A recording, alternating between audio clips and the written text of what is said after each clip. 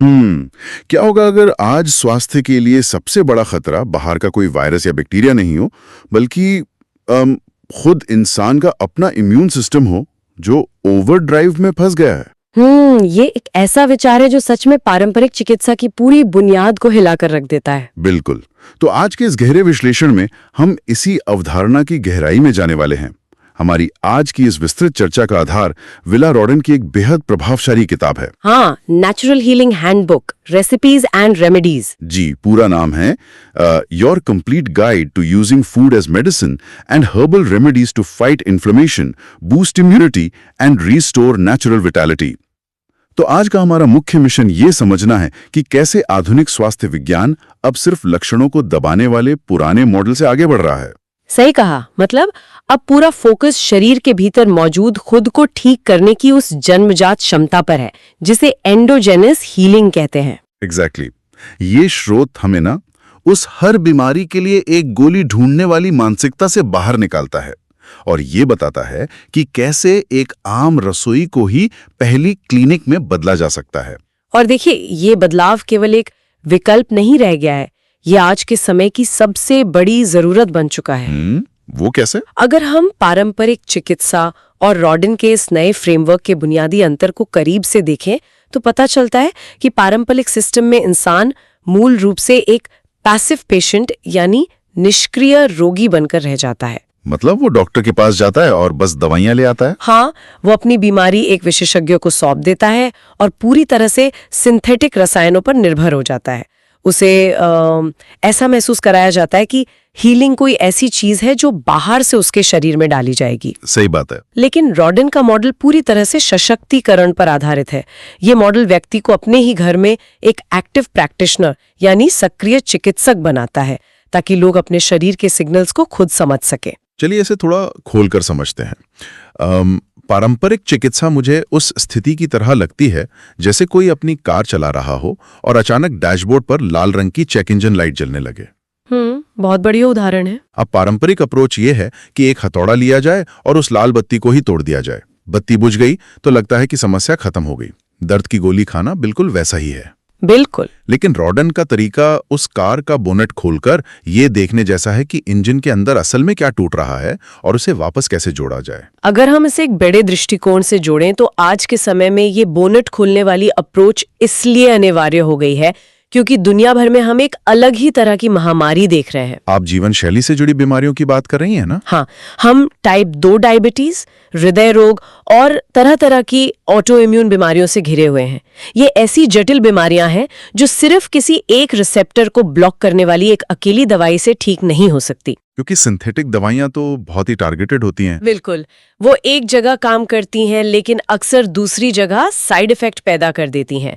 लेकिन रॉडन का मॉडल हमारे पूर्वजों के ज्ञान और आधुनिक पोषण विज्ञान का एक बहुत ही शानदार मिश्रण है। मतलब इसमें पौधों के जो फाइटोकेमिकल्स होते हैं वो एक साथ काम करते हैं। हाँ, एक ऑर्केस्ट्रा की तरह। वे किसी एक रिसेप्टर पर हमला नहीं करते बल्कि पूरे शरीर के सिस्टम को एक साथ संतुलन में लाते हैं। तो अगर शरीर के इंजन में कोई खराबी आ रही है तो सवाल ये उठता है कि उसे खराब कर कौन रहा है? यहीं पर मुख्य बात आती है। और यहीं पर इस किताब का सबसे बड़ा और शायद सबसे खतरनाक विषय सामने आता है, इन्फ्लेमेशन यानी शरीर के अंदर की सूजन। सही कहा। किताब के अनुसार यही वो अदृश्य दुश्मन है जो हर पुरानी बीमारी की असली जड़ है। बिल्कुल, और हमें इस इन्फ्लेमेशन गेम को बहुत बारीकी से समझना होगा। देखिए, हम यहाँ उस सूजन की बात नहीं कर रहे हैं जो मोच आने पर टखने में होती है। अच्छा, तो फिर ये कौन सी सूजन है? हम chronic low grade systemic inflammation की बात कर रहे हैं।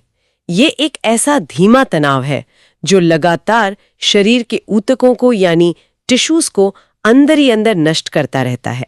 हाँ, एक सुलगती हुई आग की तरह। एग्जैक्टली। एक ऐसी आग जो कभी बुझती नहीं। यही वो आग है जो आगे चलकर आर्थराइटिस में जोड़ों को खा जाती है, हृदय रोग में धमनियों को सख्त कर देती है और समय से पहले बुढ़ापे और मानसिक गिरावट का कारण बनती है। और इसे बढ़ाता कौन है? हमारे रोजमर्रा के खाने में मौजूद रिफाइंड शुगर, प्रोसेस्ड फैट, हमारे घरों के क्लीनर्स में मौजूद छिपे हुए टॉक्सिन्स, भारी धातुएं और क्रॉनिक कॉर्टिसोल यानी लगातार तनाव और नींद की कमी। बाप रे। हाँ, ये सब मिलकर हमारी प्रतिरक्षा प्रणाली को हर समय ओवरड्राइव में रखते हैं। लेकिन एक मिनट, यहां मैं थोड़ा उलझन में हूं। बताइए। जहां तक विज्ञान का सवाल है, इन्फ्लेमेशन तो शरीर की चोट या किसी बाहरी संक्रमण से लड़ने की एक प्राकृतिक प्रक्रिया है ना। जैसे अगर उंगली कट जाए तो वहां सूजन आ जाती है, खून का दौरा बढ़ जाता है ताकि घाव भर सके। हाँ, प्राकृतिक रूप से तो ऐसा ही होता है। तो फिर इस किताब में शरीर की अपनी ही हीलिंग प्रोसेस को हमारा सबसे बड़ा दुश्मन क्यों माना गया है? यह एक बहुत ही महत्वपूर्ण सवाल खड़ा करता है और इसका सीधा सा जवाब समय में छिपा है। जो प्राकृतिक इन्फ्लेमेशन आपने बताया वो एक्यूट होता है। मतलब वो थोड़े समय के लिए होता है? बिल्कुल, वो कुछ समय के लिए आता है, बैक्टीरिया को मारता है, घाव भरता है और फिर वापस शांत हो जाता है। लेकिन समस्या तब शुरू होती है जब ये इन्फ्लेमेशन क्रॉनिक बन जाता है। जब वो जाता ही नहीं। हाँ, जब आधुनिक जीवन शैली के कारण, जैसे लगातार खराब खाना, तनाव, प्रदूषण, शरीर को हर दिन हर घंटे यह संदेश मिलता रहता है कि वो किसी जानलेवा खतरे में है। ये तो बिल्कुल वैसे ही हुआ जैसे आपने अपने घर का फायर अलार्म इसलिए चालू किया क्योंकि स्प्रिंकलर्स ने पूरे घर के फर्नीचर और दीवारों को पानी से बर्बाद कर दिया। बिल्कुल सही। आग तो थी ही नहीं, लेकिन बचाव के तरीके ने ही घर तबाह कर दिया। बहुत ही सटीक उदाहरण है। बिल्कुल यही होता है, प्रतिरक्षा प्रणाली भ्रमित हो जाती है और बाहरी दुश्मनों के ना मिलने पर वो शरीर के ही स्वस्थ ऊतकों पर हमला करने लगती है। ओहो, ये तो बहुत ही डरावना है ना? रॉडन का मानना है कि इस लगातार चलने वाले इन्फ्लेमेशन को शांत करना ही असली एजिंग का कोड तोड़ना है। जब ये आग बुझती है तभी शरीर अपनी युवा ऊर्जा को वापस पा सकता है। तो इस अदृश्य आग को बुझाने के लिए हमें कुछ खास हथियारों की जरूरत होगी और रॉडन का हथियार है हमारा अपना घर का औषधालय, यानी होम अपोथेकरी। हाँ, किचन फार्मेसी। यहाँ पर बात सच में बहुत रोचक हो जाती है, क्योंकि किताब सिर्फ ये नहीं कहती कि जड़ी बूटियां खाओ, बल्कि वो इनके काम करने के वैज्ञानिक तंत्र को बहुत गहराई से समझाती है। चलिए हल्दी और अदरक से शुरू करते हैं। जरूर। हल्दी को यूं ही हर भारतीय रसोई का राजा नहीं कहा जाता, इसके पीछे ठोस विज्ञान है। निश्चित रूप से। देखिए, हल्दी का जो मुख्य सक्रिय यौगिक है कर्क्यूमेनोइड्स, वह हमारे शरीर में NF-κB नामक पाथवे को रोकता है। NF-κB, ये क्या होता है? इसे सरल भाषा में समझें तो यह असल में इन्फ्लेमेशन का मास्टर स्विच है। जब यह स्विच ऑन होता है तो शरीर में सूजन पैदा करने वाले रसायनों की बाढ़ आ जाती है। अच्छा। कर्क्यूमिन सीधे कोशिकाओं में जाता है और इस मास्टर स्विच को मैन्युअली बंद कर देता है। यही कारण है कि आर्थराइटिस जैसी बीमारियों में ये कार्टिलेज को नष्ट होने से बचाता है। अरे वाह! और अदरक? अदरक में मौजूद जिंजरोल प्रोस्टाग्लैंडिन्स को संतुलित करते हैं। प्रोस्टाग्लैंडिन्स वे केमिकल मैसेंजर हैं जो शरीर में दर्द का सिग्नल भेजते हैं। अदरक न केवल इन दर्द के सिग्नल्स को शांत करता है, बल्कि ये पाचन तंत्र की सूजन को भी जादुई रूप से कम करता है। और अगर हम ब्लड प्रेशर और दिल की सेहत की बात करें तो स्रोत लहसुन और गुड़हल की जोड़ी पर बहुत जोर देता है। हाँ, ये जोड़ी बहुत ही शक्तिशाली है। लहसुन में एलिसिन नाम का एक कंपाउंड होता है जो वैसोडाइलेशन का काम करता है। अगर हम इसे विजुलाइज करें तो मान लीजिए आपकी रक्तवाहिकाएं एक संकरी सड़क की तरह है जहां बहुत भारी ट्रैफिक जाम है और प्रेशर बहुत ज्यादा है। बिल्कुल। एलिसिन क्या करता है कि वो उस सड़क के किनारे की मांसपेशियों को आराम देता है, जैसे अचानक ट्रैफिक के लिए एक अतिरिक्त लेन खुल गई हो। बहुत अच्छा विजुअलाइजेशन है। खून का बहाव तुरंत आसान हो जाता है और प्रेशर कम हो जाता है। और गुड़हल भी कुछ ऐसा ही कमाल करता है ना? गुड़हल की चाय पर जो रिसर्च सामने आई है वो सच में मेडिकल दुनिया के लिए एक चमत्कार जैसी है। गुड़हल के फूलों में एंथोसायनिन भरपूर मात्रा में होते हैं। और ये क्या करते हैं? विज्ञान ने साबित किया है कि गुड़हल एक प्राकृतिक ACE इनहिबिटर के रूप में काम करता है। हमारे शरीर में कभी-कभी एक ऐसा एंजाइम बनता है जो रक्त वाहिकाओं को कसकर सिकोड़ देता है, जिससे ब्लड प्रेशर बढ़ जाता होगा। बिल्कुल। फार्मेसी के ब्लड प्रेशर की दवाएं इसी एंजाइम को ब्लॉक करती हैं, लेकिन उनके साथ अक्सर सूखी खांसी या थकान जैसे साइड इफेक्ट्स आते हैं। गुड़हल बिना किसी नुकसान के प्राकृतिक रूप से वही काम करता है। ये वाकई हैरान करने वाला है। मतलब प्रकृति के पास पहले से ही सारे उपाय हैं। हाँ, बस हमें उन्हें सही तरीके से इस्तेमाल करना आना चाहिए। और जब बात मेटाबॉलिज्म या डायबिटीज की आती है तो किताब दालचीनी और करेले के उपयोग को गहराई से समझाती है। दालचीनी में सिनेमाल्डेहाइड होता है जो कोशिकाओं की इंसुलिन संवेदनशीलता को बढ़ाता है। लेकिन करेले के बारे में जो जानकारी है वो तो सच में दिमाग हिला देने वाली है। करेले में चेरेंटिन और पॉलीपेप्टाइड पी होते हैं जो इंसुलिन मिमेटिक के रूप में काम करते हैं। जी हाँ, इसका मतलब है कि ये खून में जाकर बिल्कुल इंसुलिन की तरह ही बर्ताव करते हैं। बिल्कुल। आप इसे एक बायोलॉजिकल मास्टर चाबी की तरह सोच सकते हैं। टाइप 2 डायबिटीज में होता क्या है कि कोशिकाओं के ताले खराब हो जाते हैं और असली इंसुलिन उन तालों को खोलकर शुगर को अंदर नहीं डाल पाता। जैसे शुगर खून में ही घूमती रहती है। एग्जैक्टली। करेले की ये फाइटोकेमिकल्स एक मास्टर चाबी की तरह काम करते हैं जो उन जिद्दी तालों को खोलकर शुगर को कोशिकाओं के अंदर पहुंचा देते हैं। क्या बात है। इसके अलावा हीलिंग के लिए किताब एलोवेरा और नीम पर जोर देती है। एलोवेरा में मौजूद एसेमिनिन पेट और आंतों की अंदरूनी परत की मरम्मत करते हैं। और नीम तो हम सब जानते ही हैं। हाँ, नीम को तो प्राचीन काल से ही गांव की फार्मेसी कहा जाता है। इसमें मौजूद निम्बिन लिवर को गहराई से डिटॉक्स करता है और रक्त में मौजूद अशुद्धियों को साफ करता है। ये पूरा सिस्टम मुझे ऐसा लगता है कि पौधे सिर्फ किसी एक लक्षण को दबाने का काम नहीं कर रहे हैं, बल्कि ऐसा है जैसे शरीर के अंदर एक पूरा ऑर्केस्ट्रा चल रहा हो। बहुत खूबसूरत उपमा है। और ये प्राकृतिक तत्व उस ऑर्केस्ट्रा के बेसुरे हो चुके अलग अलग वाद्यंत्रों को एक साथ वापस सुर मिला रहे हो। कोई एक पौधा सूजन कम कर रहा है तो दूसरा खून का बहाव सुधार रहा है और तीसरा कोशिकाओं के ताले खोल रहा है। बिल्कुल सही। लेकिन यहाँ ये समझना जरूरी है कि केवल जड़ी बूटियों की कुछ बूंदें लेना ही काफी नहीं है। इस पूरे फ्रेमवर्क का आधार है फूड एज मेडिसिन, यानी हमारा रोजमर्रा का भोजन ही हमारी सबसे बड़ी दवा है। मतलब सिर्फ हर्ब से काम नहीं चलेगा? नहीं, जड़ी बूटियां तब तक काम नहीं कर सकती जब तक शरीर को सही पोषण ना मिले, और यहीं सुपरफूड्स की भूमिका सबसे अहम हो जाती है। बिल्कुल। और स्रोत इन सुपरफूड्स के पीछे के विज्ञान को भी स्पष्ट करता है। पत्तेदार सब्जियों में सिर्फ विटामिन नहीं होते, बल्कि उनमें फोलेट होता है जो सीधे हमारे डीएनए की मरम्मत का काम करता है। हाँ, और बेरीज? जी, बेरीज केवल स्वादिष्ट नहीं होती, वे अपने फ्लेवोनॉइड्स के साथ कोशिकाओं के ऑक्सीडेटिव स्ट्रेस को कम करती हैं। चिया और फ्लैक्स जैसे बीजों में ओमेगा 3 होता है जो पूरे हार्मोनल सिस्टम को संतुलन देता है। और ब्रोकली जैसी सब्जियां भी तो हैं?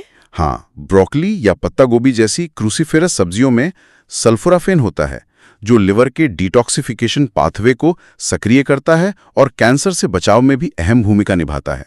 और इन्हीं सुपरफूड्स और विशिष्ट हर्ब्स को एक साथ मिलाकर रॉडन ने गंभीर बीमारियों के लिए पूरे क्लिनिकल प्रोटोकॉल्स तैयार किए हैं। जैसे कि कैंसर के लिए? हाँ, उदाहरण के लिए कैंसर के मामले में उनका मुख्य जोर इम्यून रेजिलियंस बनाने पर है। इसका मतलब है शरीर के पर्यावरण को एंटीऑक्सीडेंट्स और फाइटोकेमिकल से इतना मजबूत कर देना कि असामान्य कोशिकाओं को पनपने या ट्यूमर बनाने का माहौल ही न मिल सके।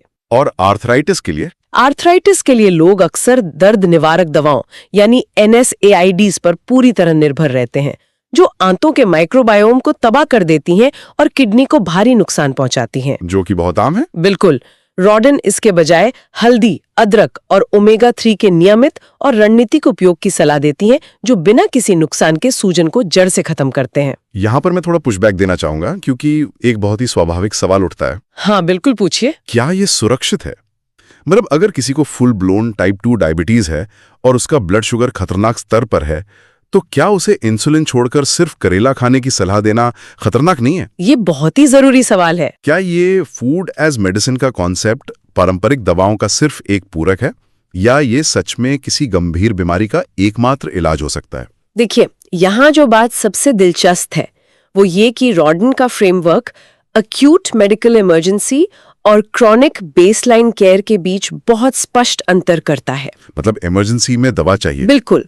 अगर किसी का ब्लड शुगर खतरनाक स्तर पर है तो बेशक उसे तुरंत मेडिकल हस्तक्षेप की जरूरत है, लेकिन पारंपरिक चिकित्सा की समस्या ये है कि वह डायबिटीज या ऑटो इम्यून जैसी बीमारियों को अपरिवर्तनीय अवस्था यानी परमानेंट स्टेट्स मान लेती है। हाँ, वो कहते हैं कि अब जिंदगी भर गोली खानी पड़ेगी। एग्जैक्टली। वे कहते हैं कि अब बस इसे मैनेज करना है। रॉडन इस हार मान लेने वाले रवैये को खारिज करती हैं। उनका मानना है कि दवाइयां इमरजेंसी के लिए हैं, लेकिन अगर उस बुनियादी असंतुलन, मोटापा, खराब गट हेल्थ और क्रॉनिक इन्फ्लेमेशन पर सीधा प्रहार किया जाए तो शरीर के पूरे पर्यावरण को बदला जा सकता है। तो ये बीमारी को रिवर्स करने की बात है। हाँ, ये सिर्फ एक सप्लीमेंट नहीं है, ये उस जमीन को ही बदल देने की प्रक्रिया है जिस पर बीमारी पनप रही है, ताकि बीमारी रिवर्स हो सके। ये एक बहुत ही सशक्त विचार है, जमीन को बदल देना। लेकिन शरीर का पर्यावरण या जमीन सिर्फ हमारे खाने से तो नहीं बनती ना? बिल्कुल नहीं। कोई दुनिया का सबसे बेहतरीन, सबसे जैविक और महंगा सुपरफूड खा सकता है, लेकिन अगर दिमाग 24 घंटे तनाव में है तो पेट उस खाने के पोषक तत्वों को अवशोषित ही नहीं कर सकता। ये एक बहुत ही महत्वपूर्ण वैज्ञानिक तथ्य है। हमारा शारीरिक स्वास्थ्य और हमारा मानसिक या भावनात्मक कल्याण एक ही सिक्के के दो पहलू हैं। दोनों आपस में जुड़े हुए। हाँ, जब हम क्रॉनिक स्ट्रेस में होते हैं तो हमारा नर्वस सिस्टम हमेशा सिंपैथेटिक स्टेट में रहता है, जिसे हम फाइट और फ्लाइट या लड़ो या भागो मोड कहते हैं, जो कि खतरे के समय चालू होता है। बिल्कुल। विकासवादी दृष्टिकोण से ये मोड तब एक्टिवेट होता था जब कोई शेर हमारे पीछे भाग रहा हो। अब अगर कोई शेर पीछे पड़ा है तो शरीर ब्रोकली पचाने या कार्टिलेज रिपेयर करने पर ऊर्जा खर्च नहीं करेगा ना, वो सिर्फ जीवित बचने पर फोकस करेगा। सही बात है। आज शेर नहीं है, लेकिन ईएमआई का तनाव, ट्रैफिक और काम का दबाव शरीर को उसी फाइट और फ्लाइट मोड में फंसाए रखता है। इस अवस्था में हीलिंग पूरी तरह से रुक जाती है।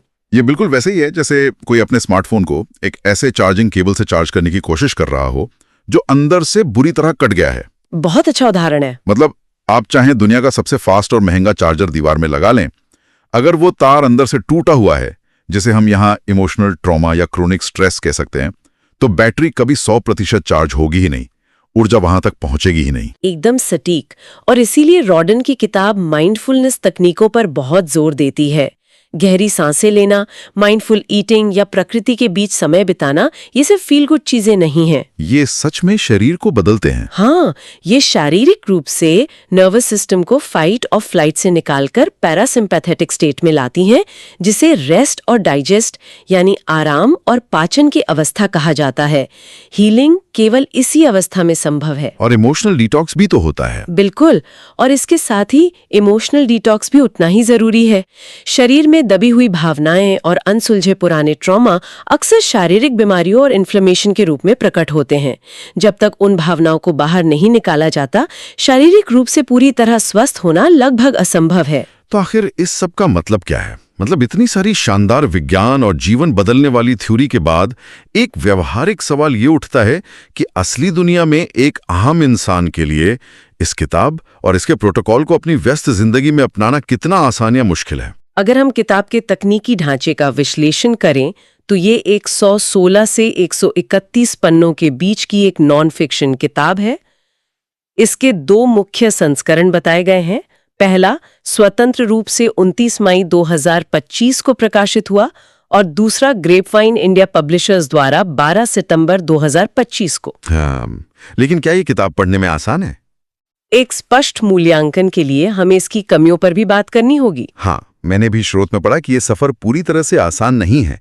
इसकी वैज्ञानिक और तकनीकी गहराई के कारण कुछ पाठकों को ये शुरुआत में थोड़ी नीरस या ड्राई लग सकती है। हाँ, ये सच है। और सबसे बड़ी व्यवहारिक समस्या ये है कि इसमें इंडेक्स और स्पष्ट विजुअल्स की कमी है। सोचिए, अगर किसी को 130 पन्नों में से किसी एक खास हर्ब या प्रोटोकॉल के बारे में दोबारा पढ़ना है तो बिना इंडेक्स के उसे खोजना सच में काफी झुंझलाहट भरा होगा। बिल्कुल हो सकता है। तो क्या ये कमी इस किताब को उन लोगों के लिए बहुत मुश्किल नहीं बना देती जो बस अपनी सेहत सुधारने की शुरुआत करना चाहते हैं? देखिए, ये यकीनन एक चुनौती है, लेकिन किताब इसके समाधान के तौर पर कुछ बेहतरीन और आसान रेसिपीज भी प्रदान करती है। ये रेसिपीज इतनी सरल और यूजर फ्रेंडली हैं कि वे कठिन थ्योरी और रोजमर्रा की प्रैक्टिस के बीच एक बहुत मजबूत पुल का काम करती है। अच्छा, तो वो थ्योरी को आसान बना देती हैं। हाँ, अगर कोई इस जटिल ज्ञान को अपनी जिंदगी में उतारना चाहता है तो स्रोत मूल रूप से 4 रणनीतिक कदमों की सिफारिश करता है। वो 4 कदम क्या हैं? पहला कदम, अल्ट्रा प्रोसेस्ड फूड को पूरी तरह छोड़कर होल फूड्स और एंटी इन्फ्लेमेटरी डाइट अपनाना, जो कि बहुत जरूरी है। दूसरा, अपना खुद का घर का औषधालय बनाना, यानी साधारण टिंचर और हर्बल इन्फ्यूजन तैयार करना सीखना। तीसरा कदम, माइंडफुल हेल्थ प्रैक्टिस को दिनचर्या में शामिल करना ताकि नर्वस सिस्टम शांत रहे। और चौथा कदम, निरंतर शिक्षा, यानी इस पुश्तैनी ज्ञान से लगातार जुड़े रहना और अपनी समझ को बढ़ाते रहना। तो इस पूरी विस्तृत चर्चा को अगर हम समेटें तो ये स्पष्ट हो जाता है कि विला रॉडन की ये किताब सिर्फ एक और डाइट या हेल्थ बुक नहीं है। बिल्कुल नहीं। ये पुरानी बीमारियों और सिंथेटिक दवाओं की अंतहीन निर्भरता के चक्र को तोड़ने का एक बहुत ही वैज्ञानिक और शक्तिशाली विकल्प देती है।